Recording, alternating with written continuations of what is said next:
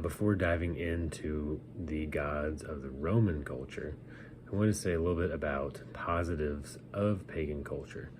Sometimes we can harp on these ancient cultures so much to try and show the differences that the Jewish faith and then Catholicism have from them, and what the positives that Catholicism and Judaism bring. It's kind of my defense in the purpose of this page. But there are also natural human virtues that these ancient pagan cultures have that we've kind of lost in our more kind of non-religious culture now, a post-Christian world in a lot of ways as far as mainstream society.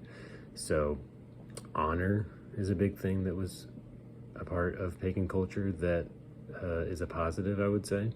That you want to honor your family name, you'll honor your society, you want to honor your country. So they loved family, as you can see about how they viewed honor. There was a love of their fathers and their mothers, of course. But an idea, the word patriotism comes from like patris, meaning fatherland. So the land of their fathers. Even to the point of ignoring some of their faults of their fathers, but the idea being you still love your fathers, where you came from, your family, despite the imperfections. Courage was a big part of these societies. That was, they had to fight and did fight for the survival of their cultures.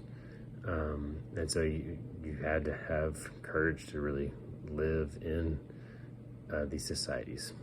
Contrary to popular belief, in a lot of ways they were anti-hedonistic. By hedonistic, I mean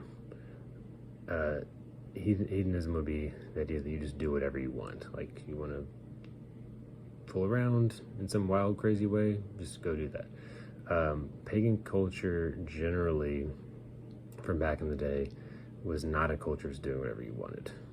There were societal norms, cultural norms, and the idea of pleasing the gods, that even though the gods in their religion had flaws, you still wanted to do the best that you could.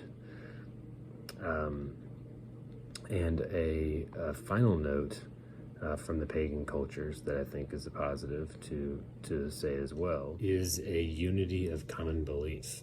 So as a society, they generally had a common culture shared among them.